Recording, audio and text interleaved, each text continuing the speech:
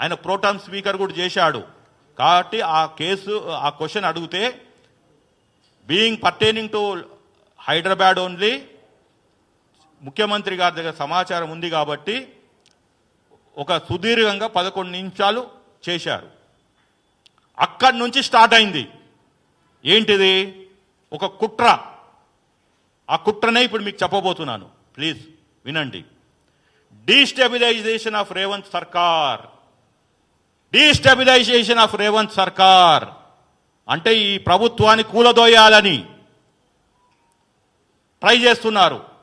ఇంకా ముఖ్యమంత్రి కూడా మనను కాపాడలేడు. కాబట్టి ఆ సినిమాలో ఏం చెప్పారో, ఏమి చేశారో మీరు చూసుంటారు. అదే ఇక్కడ రీల్లో జరిగిన స్టోరీని రియల్గా చేయాలని చూస్తున్నారు. ఇవాళ రేవంత్ గారి సర్కార్ని కూలదోసి వాళ్ళకు అనుకూలమైన ముఖ్యమంత్రిని పెట్టాలనే కుట్రతోటి గత 48 గంటలు ఈ హైదరాబాద్లో రాజకీయాలు నడుస్తున్నాయి, తెలంగాణలో రాజకీయాలు నడుస్తున్నాయి. ఎవరైతే తెలంగాణ బ్రాండ్ అంబాసిడర్ అనుకుంటున్నారో, ఉద్యమం చేసినామంటున్నారో, ఇవాళ వాళ్ళు ఎక్కడున్నారు? కల్వకుంట్ల కవిత ఎక్కడుంది? 20 రోజులైంది. తెలంగాణ తల్లి రూపాన్ని మార్చారని నువ్వు మరో ఉద్యమం చేస్తారంటున్నావు. కల్వకుంట్ల కవిత గారు, ఇవాళ రేవతి గారు మహిళ, ఒక సామాజిక వర్గం, ఆర్యవైశ్య, నెలకి 15-20 వేలు వచ్చే కుటుంబం, ఆమెను పరామర్శించడానికి పోలేదు. ఇవాళ బతుకమ్మ తెలంగాణ తల్లి చేతుల్లో నెత్తిమిన్నో కాదు, బతుకు అమ్మా అని మీరు కిడ్స్ ముందర బతుకమ్మ ఆడాలి. బతుకమ్మ అక్కడ ఆడితే తెలంగాణ తల్లి దీవెనలతోటి ఆ బాలుడు బయటకు వస్తాడు. అది స్టోరీ. 11 మంది 12 మంది ఒక కుటుంబంలో కోల్పోతే వచ్చే వాళ్ళు బతుకుతారు అని చెప్పి పెట్టిన పేరే బతుకు అమ్మా. వీళ్ళకి మిడిమిడి జ్ఞానంతో ఈ కల్వకుంట్ల కవిత బతుకమ్మని ఒక ఫ్యాషన్గా తయారు చేసి పెట్టి 10 కోట్లు 10 సంవత్సరాలు అంటే 10 × 10 100 కోట్లు ఒక స్కామ్ చేసిండ్రు. ఎయిర్పోర్ట్లో, రైల్వే స్టేషన్లో, హైదరాబాద్లో మొత్తం న్యాచురల్ ఫ్లవర్స్ కాకుండా ప్లాస్టిక్ ఫ్లవర్స్ పెట్టి ఈ బతుకమ్మని పండుగని ఒక అపహాస్యం చేశారు. ఇవాళ ఆడవలసింది కిమ్స్ ముందల ఆ బాబుని రక్షించాలని. ఇది story. This is the real thing. బతుకు అమ్మా, ఆ బాలుని బతికించాలని. కానీ వీళ్ళకి మనకి ఆ బాలుడి చావు బతుకులు వద్దో, ఆ మహిళ గురించి వద్దో, రాజకీయాలు కావాలి.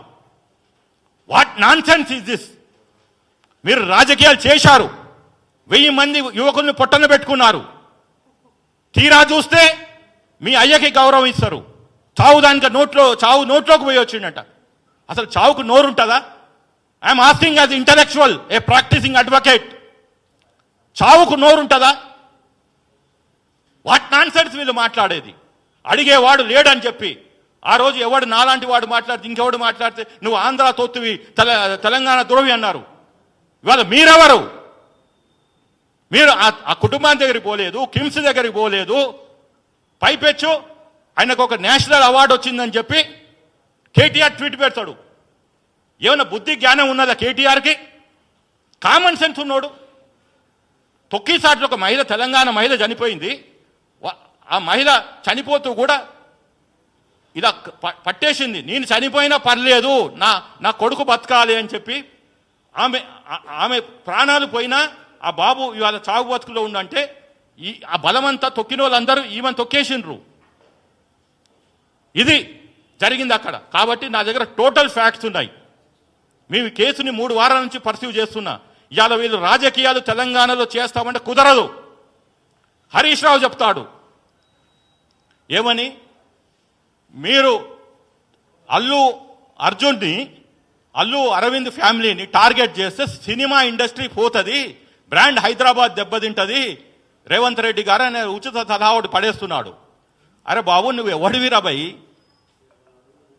అదే కాంగ్రెస్ నిన్ను తీసుకుపోయి ఎమ్మెల్యేగా లేకుండా మంత్రి పదవిలో కూర్చోబెట్టింది.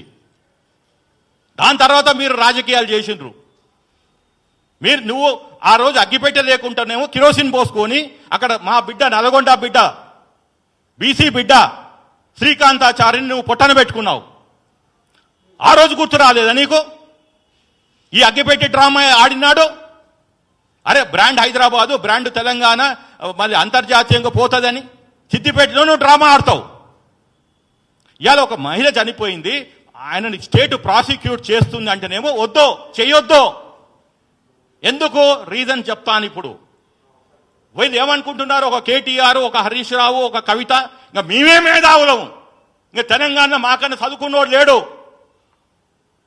అని మాట్లాడి సెంటిమెంట్ లేపి ఒక 10 సంవత్సరాలు ఉద్యమ టైం అని చెప్పి మొత్తం ఓయూ బ్రాండ్ని దెబ్బతీసి ఒక 10 సంవత్సరాలేమో ఇది గడిల పాలనని తీసుకొచ్చి